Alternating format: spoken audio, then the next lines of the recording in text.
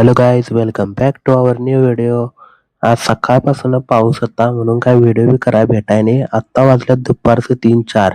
आम्ही विचारच करायला होतो काय करायचं. काढलाव गाडी आणि फिरायला चालू केला. इकडे गिजवण्याला जाऊन या म्हटलं, लई दिवस जायाने. नदीचं पाणी वाढलंय, कमी झालंय काय बघूया म्हटलं. हे बघा गडिंग्लजचं 7 हॉटेल. गिजवण्यात पोहोचला होता आम्ही. इथं आत गेले की नदीकडे वाट जाते. पाऊस पडल्यानंतर गाडी मारा एक नंबर वाटतंय भावानं. हे रस्ता बघा की कसा आहे, दोन्ही साईडनं शेती, झाड आणि मध्ये एक बारीक वाट कॉर्नर. सरळ गेल्यानंतर इथे एक मंदिर आहे.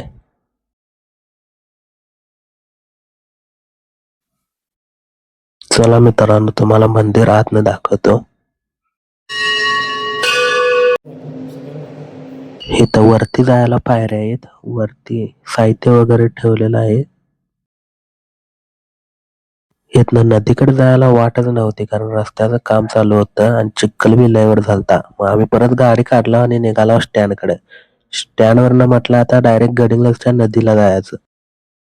इथं पाऊस असून दे नाही तर नसून दे, गडिंग्लज मधलं काय ट्रॅफिक कमी होत नाही मित्रांनो. हे आहे आपल्या गडिंग्लजचं स्टँड.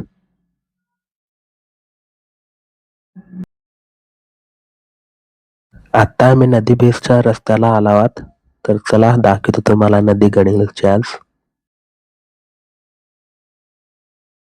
इथं आता 100% पाणी वाढलं असणार आणि गडिंग्लजची माणसं मासे पकडायला थांबली असणार. बघूया चला.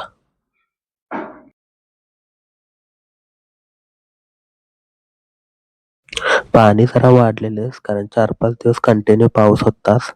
माणसं इथं फिशिंग करत आहेत. इथल्या काकासनी विचारलं आम्ही किती मासे पकडले सा, खरं त्यांच्या हातात काय लागाय नव्हतं. त्यांच्या साईडच्या काकाने एक मासा धरलेला तेवढंच. जातात मग परत इथं रूमवर आलाव आणि पडलाव. त्यानंतर संध्याकाळ झाली आणि इथनं जायचं म्हटलं. घरी गेल्यानंतर पहिला गाडी धुवायला घेतली. गाडी लईच घाण झालेली. परवा आदमापूरला इकडे ते फिरून आलेलो, त्यामुळं गाडी पावसाळ्यात किती बी धुवली तरी घाण होतेच सोडा. तरी बी आपले धुऊया म्हणून पहिला एकदा पाणी मारून घेतलं, नंतर फडक्यानं मस्तपैकी पुसून विसून घेतलं सगळीकडनं. सायलेन्सरकडं ते लईच घाण झालेली, सगळे व्यवस्थित करून घेतलं. त्यानंतर पाईप लावून परत एकदा गाडी स्वच्छ धुवून घेतली मित्रांनो. बघा गाडी आपली धुवल्यानंतर एक नंबर दिसते.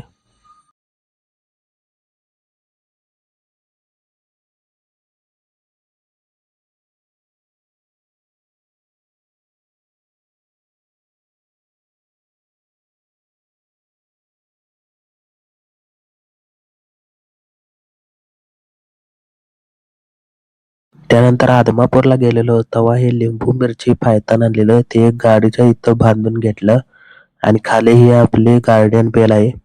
त्यानंतर गाडीला कव्हर तेन घालून मस्तपैकी ठेवले. त्यानंतर आपल्या शुभमभाईचा फोन आला, गेम मध्ये ये. पहिल्या डावात मला शिव्या घालायला लागलं का काय की मी 1 किल केलता, 36चं डॅमेज दिलतं. त्यानंतर आम्ही पहिलाच डाव हारलाव.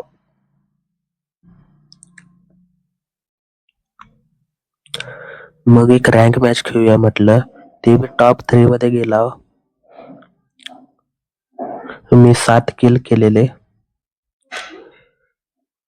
त्यानंतर परत आम्ही CS खेळायला चालू केला.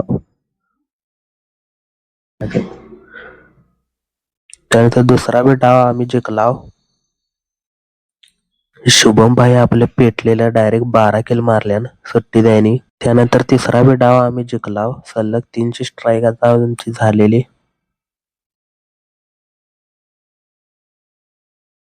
त्यानंतर परत एकदा मॅच चालू केला आणि चौथा बी डाव इथं जिंकलाव आम्ही. 4ची स्ट्राईक झाली. आता आमचं 75 स्टार झालेले आणि त्याच्यानंतर परत एक डाव जिंकला. आता वाटलेला आम्ही काय हरत नाही, आम्हाला कोण अडवू शकत नाही.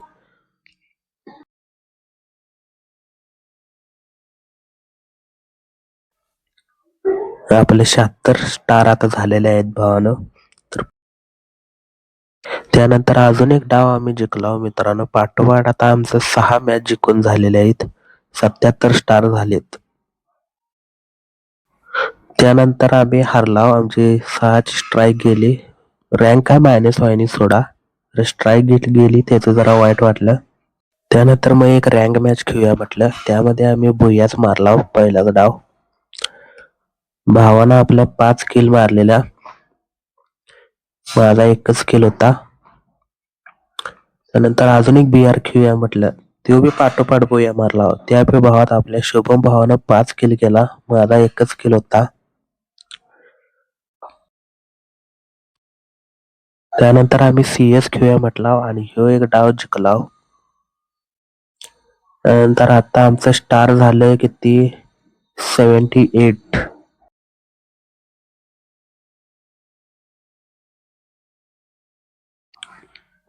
त्यानंतर अजून एक मॅच आम्ही जिंकला आणि आता आमचे 79 स्टार झालेले आहेत भावानो. So that's it for today. भेटूया पुढच्या व्लॉग मध्ये 100%.